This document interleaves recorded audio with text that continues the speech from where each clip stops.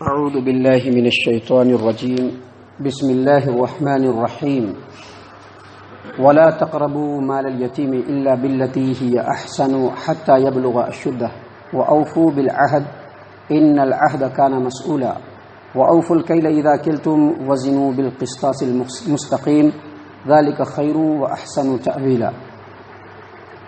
اور یتیم کے مال کے قریب بھی نہ جاؤ مگر اس طریقے سے جو اچھا ہو، یہاں تک کہ وہ بالغ ہو جائے، سن بلوغ کو پہنچ جائے، اور وعدوں کو پورا کرو،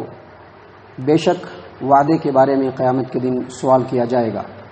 اور جب کچھ ناپ تول کر کے دو تو مکمل تول کے دو اور بالکل سیدھی ترازو سے تول کر کے دو، یہ بہتر ہے، انجام کے اعتبار سے بہت اچھا ہے۔ معزز سامعین کرام، آپ نے دیکھا سورہ بنی اسرائیل سورہ نمبر 17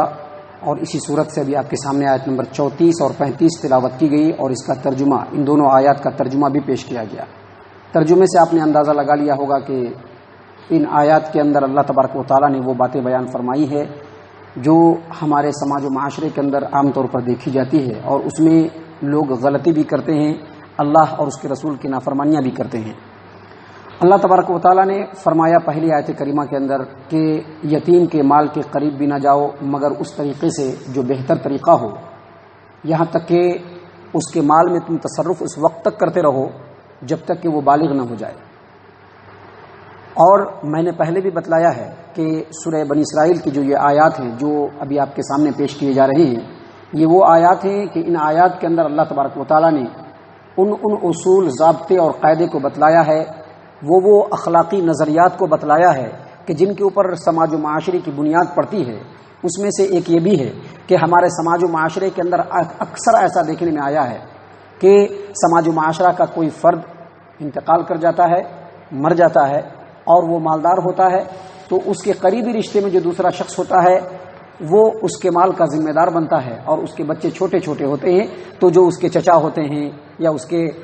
بھیا ہوتے ہیں وہ مال کے جو ہے مکمل کیئر ٹیکر بن جاتے ہیں، نگراں بن جاتے ہیں۔ عرب میں ایسا اکثر ہوتا تھا۔ عرب کے اندر کوئی بھائی ہوتے تھے، وہ مر جاتے تھے، ان کے چھوٹے چھوٹے بچے ہوتے تھے، تو اس کے مال کی ذمہ داری اور بچوں کی ذمہ داری ان کے بھائیوں کے سر پہ ڈال دی جاتی تھی، یا جو رشتے اور ناطے اور سماج و معاشرے میں جو قریبی ہوتے تھے ان کے سر پر ڈال دیا جاتا تھا۔ اور وہ کرتے یہ تھے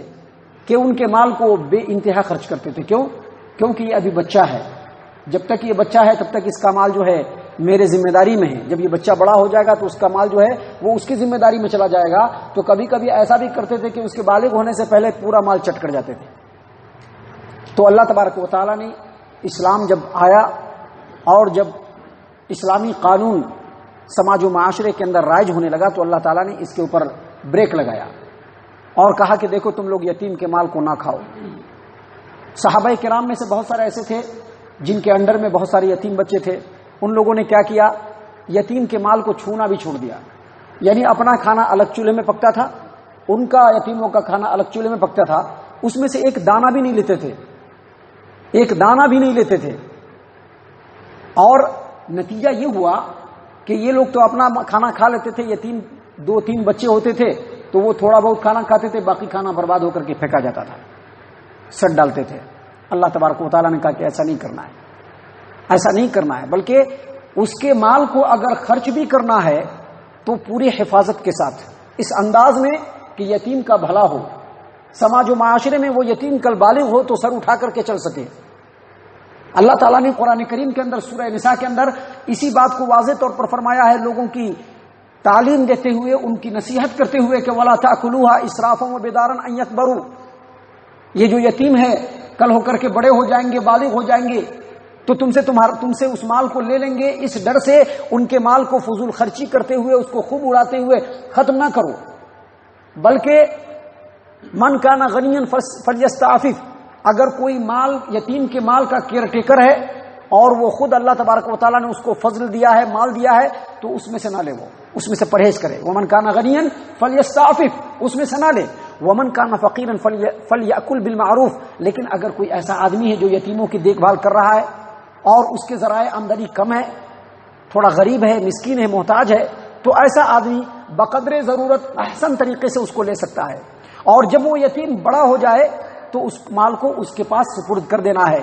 اللہ تبارک و تعالیٰ نے اسی بات کو یہاں پر فرمایا وَلَا تَقْرَبُوا مَالَ الْيَتِيمِ إِلَّا بِالَّتِي هِيَ أَحْسَنُ حَتَّى يَبْلُغَ أَشُدَّهُ، یتیم کے مال کے قریب بھی نہ جاؤ لیکن اچھے طریقے سے، یعنی جب اس کی ضرورت ہو تو خرچ کرو،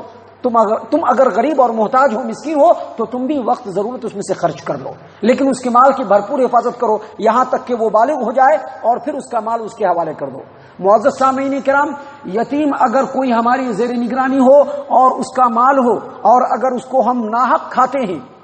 اور اس انداز میں کھاتے ہیں کہ ہم کو کھانے کا حق نہیں ہے، تو یہ بڑے بڑے گناہوں میں سے آتا ہے۔ اللہ کے رسول صلی اللہ علیہ وسلم نے فرمایا، صحیح البخاری کتاب المحاربین کی روایت ہے، ابو ہریرہ رضی اللہ عنہ کہتے ہیں کہ نبی صلی اللہ علیہ وسلم نے فرمایا اجتنبوا السبع الموبقات، 7 ہلاک کرنے والے گناہوں سے بچو۔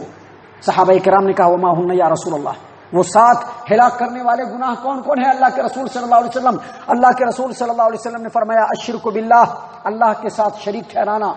والسحر، جادو کرنا، اور اسی طرح سے اللہ کے رسول صلی اللہ علیہ وسلم نے مزید فرمایا کہ وَأَكْلُ الرِّبَا، سود کھانا، اور پھر نبی صلی اللہ علیہ وسلم نے فرمایا وَأَكْلُ مَالِ الْيَتِيمِ، یتیم کے مال کو کھانا، اور اسی طرح سے نبی صلی اللہ علیہ وسلم نے فرمایا وَالتَّوَلِّ يَوْمَ الزَّحْفِ، اگر آدمی لڑائی کے میدان میں ہو وہاں سے پیٹ پھیر کر کے بھاگے، یہ بھی بڑے بڑے گناہوں میں سے ہے۔ اور اسی طرح سے اگر کوئی پاک دامن ہے، اس کو گناہوں کے بارے میں کوئی خبر نہیں ہے، ایسے شخص کے اوپر یا ایسی عورت کے اوپر اللہ کے رسول صلی اللہ علیہ وسلم نے فرمایا کہ ایسی عورت کے اوپر جو گناہوں کے بارے میں نہیں جانتی ہے اور اس کے اوپر الزام لگانا یقینی طور پر یہ بہت بڑا گناہ ہے۔ اور اگر کوئی ایسا مرد ہے جو پاک دامن ہے، پاک صاف ہے، وہ گناہوں کے بارے میں نہیں جانتا ہے، اس کے بعد بھی اس کے اوپر بدکاری کا اور گناہوں کا الزام لگانا، یہ کبیرہ اور بڑے بڑے ہلاک کرنے والے گناہوں میں سے۔ تو آپ نے دیکھا کہ یتیم کا مال کھانا یہ بہت بڑا گناہ ہے، اس لیے اللہ تبارک و تعالیٰ نے فرمایا کہ یتیموں کے مال کے قریب بھی نہ جاؤ مگر اچھے طریقے سے، یہاں تک کہ وہ بالغ ہو جائیں، اور جب بالغ ہو جائے تو ان کا مال ان کو سپرد کر دو پورے گواہ کے ساتھ۔ اور اللہ تبارک و تعالیٰ مزید فرماتے ہیں وَأَوْفُوا بِالْعَهْدِ، وعدے کو پورا کرو۔ انسان جو وعدہ کرتا ہے وہ کئی طریقے کا ہے۔ ایک وعدہ جو ہے وہ انسان سب سے جو اہم وعدہ ہے وہ بندہ اپنے رب سے کر چکا ہے۔ کب؟ جب عالم ارواح میں تھا، جیسا کہ اس سے پہلے بھی ایک درس میں نے بتلایا تھا کہ آدم علیہ السلام کو اللہ تبارک و تعالیٰ نے پیدا کیا اور ان کے پشت سے قیامت تک کے آنے والے جتنے انسان ہیں ان تمام کے روح کو نکالا، اور نکال کر کے سب سے وعدہ لیا کہ میں تمہارا رب ہوں یا نہیں ہوں۔ تو تمام کے تمام ارواح نے اسی زمانے میں اسی وقت میں اللہ تبارک و تعالیٰ سے وعدہ لیا کہ اللہ تو ہمارا رب ہے، بلا تو ہمارا رب ہے میرے رب، اور تیرے علاوہ ہم کسی کی عبادت نہ کریں گے۔ تو یہ پہلا عہد ہے جس کو پورا کرنا ہر انسان کے لیے ضروری ہے۔ ہر انسان جب اس روئے زمین میں آیا ہے، اللہ تعالیٰ نے اس کو زندگی دی ہے، سانسیں دی ہیں، حیات دیا ہے، تو اس کا سب سے پہلا کام یہ ہے کہ ایک اللہ کی عبادت کرے اور اللہ کی عبادت میں کسی کو شریک نہ ٹھہرائے۔ اور دوسرا وعدہ جو ہوتا ہے وہ انسان سے کرتا ہے، اور ایک اور وعدہ ہوتا ہے جو جماعت سے کرتی ہے، قوم سے کرتی ہے، ملک سے کرتا ہے، اس کو معاہدہ کہتے ہیں۔ ان تمام وعدوں کی پاسداری ضروری ہے۔ ایسا نہیں ہے کہ یہ ہمارا سامنے والا بھائی ہے، ہم نے ایک موقع پر اس سے وعدہ کر لیا کیونکہ اس وقت ہمارے حالات ذرا خراب تھے، ابھی حالات ذرا درست ہوا تو فوراً جو ہے پلٹا کھا گئے۔ نہیں، ہمیں نہیں کر سکتی، باتیں بنا کر کے اپنے الو کو سیدھا کر لیا۔ یہ سب چیزیں جو ہے یہ بہت بڑا گناہ ہے، اللہ نے اس کے اوپر بڑی توجہ دلائی ہے۔ اللہ نے کہا ہے وَأَوْفُوا بِالْعَهْدِ، جو وعدہ کرو، کیونکہ یہ جو زبان ہوتی ہے یہ بہت بڑی چیز ہوتی ہے۔ ہم لوگوں نے اگرچہ اس کی اہمیت کو نہیں سمجھا ہے، ایک بار زبان دے دینے کے بعد یہ گردن کٹ جائے وہ گوارا کر لینا چاہیے، لیکن زبان دینے کے بعد پھر واپس کرنا یہ نہ مسلمان کا شیوا ہو سکتا ہے اور نہ ہی انسان کا شیوا ہو سکتا ہے۔ اس لیے اللہ نے کہا کہ وعدے کو پورا کرو، وَأَوْفُوا بِالْعَهْدِ۔ کیوں وعدے کو پورا کرو؟ کیونکہ جو وعدہ تم نے کیا ہے اس روئے زمین پر، اس کے بارے میں کل قیامت کے میدان میں رب کے سامنے تم کو سوال و جواب کرنا پڑے گا کہ تم نے فلاں بندے سے یہ وعدہ کیا تھا، اے بندے تو جب دنیا میں گیا تو مجھ سے وعدہ کر کے گیا تھا، تو نے فلاں قوم سے وعدہ کیا تھا، فلاں جماعت سے وعدہ کیا تھا، وعدے کو تم نے پورا نہیں کیا۔ اللہ تعالیٰ نے قرآن کریم کے اندر سورۃ النحل آیت نمبر 91 اور 92 میں فرمایا واضح طور پر وَأَوْفُوا بِعَهْدِ اللَّهِ إِذَا عَاهَدتُّمْ وَلَا تَنقُضُوا الْأَيْمَانَ بَعْدَ تَوْكِيدِهَا وَقَدْ جَعَلْتُمُ اللَّهَ عَلَيْكُمْ كَفِيلًا إِنَّ اللَّهَ يَعْلَمُ مَا تَفْعَلُونَ وَلَا تَكُونُوا كَالَّتِي نَقَضَتْ غَزْلَهَا مِنْ بَعْدِ قُوَّةٍ أَنْكَاثًا۔ اللہ سے جو وعدہ کیے ہو اور لوگوں کے ساتھ جو عہد و پیمان کیا ہے، اور جس قسم کے اوپر تو نے اللہ تبارک و تعالیٰ کو ضامن اور ذمہ دار بنایا ہے اس کو پورا کرو اور اس کو توڑو مت، کیونکہ تم جو کرتے ہو اللہ تبارک و تعالیٰ اس کو خوب خوب جانتا ہے۔ عرب کے اندر، مکے کے اندر ایک عورت تھی جس کا نام پڑ گیا تھا خرقہ۔ خرقہ کا مطلب ہوتا ہے توڑ توڑ کر کے ٹکڑے ٹکڑے کر دینا۔ وہ عورت دیوانی تھی۔ وہ کیا کرتی تھی؟ صبح میں چرخہ لے کے بیٹھ جاتی اور سوت کاٹنا شروع کرتی، سوت دھاگا۔ وہ دھاگا پہلے صبح میں کاٹتی اور جب پورا دھاگا کاٹ دیتی تو پھر سب کو پورا توڑ تاڑ کے برابر کر دیتی۔ اللہ نے اسی عورت، اس دیوانی عورت سے مثال دیا ہے ان لوگوں کی جو وعدہ کر کے وعدہ کو توڑ دیتی ہیں۔ اللہ نے فرمایا وَلَا تَكُونُوا كَالَّتِي نَقَضَتْ غَزْلَهَا مِن بَعْدِ قُوَّةٍ أَنْكَاثًا، جس طرح سے وہ عورت جو دن بھر دھاگا کاٹتی ہے اور دھاگا جب مضبوط بنا دیتی ہے تو پھر اس کو توڑ دیتی ہے،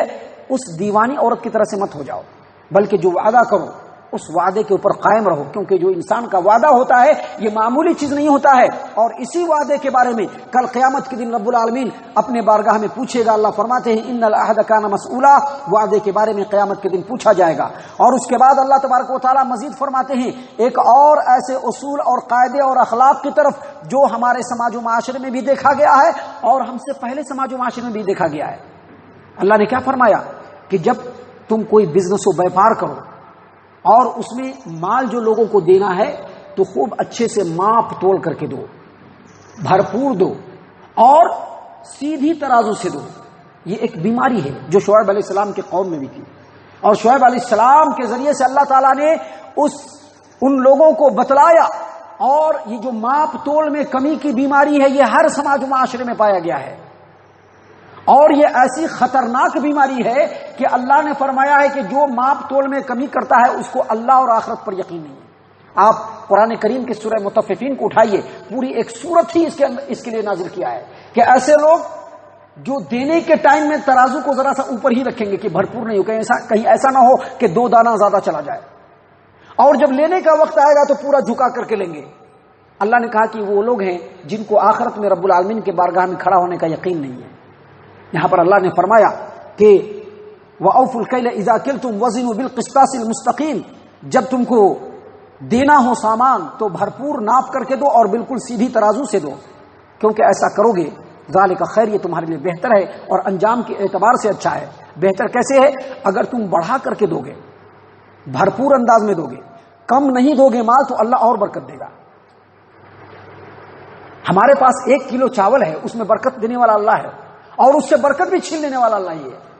اگر برکت دے دے گا تو وہ 1 کلو چاول اس میں بھر پیٹ کھانے کے بعد بھی بچ جائے گا، اور اگر برکت چھین لے گا تو 4 آدمی میں بھی وہ چاول مکمل نہیں ہو سکتا ہے۔ تو اللہ نے کہا کہ یہ بہتر ہے تمہارے لیے اور انجام کے اعتبار سے اچھا ہے۔ معزز سامعین کرام، ابھی آگے اور بھی کچھ باتیں ہیں جو اللہ تعالیٰ نے ہمارے سماج و معاشرے کے لیے بیان فرمائی ہے۔ اللہ تبارک و تعالیٰ سے دعا ہے کہ اللہ تعالیٰ ہم تمام کو ان آیات کے اوپر غور و فکر اور تدبر کرنے کی توفیق عنایت فرمائے۔ اللہ تعالیٰ ہم تمام کو صحیح معنوں میں مومن اور مسلمان بنائے۔ ہمارے سماج و معاشرے میں جو بھی بیمار ہے اللہ تعالیٰ ان کو شفائے کاملہ عاجلہ عطا فرمائے۔ اللہ تعالیٰ ہر ایک کی پریشانیوں کو حل فرمائے۔ اللہ تعالیٰ ہم تمام مسلمانوں کے ساتھ خیر و بھلائی اور عافیت کا معاملہ فرمائے۔ آمین یا رب العالمین، وما علینا الا البلاغ المبین۔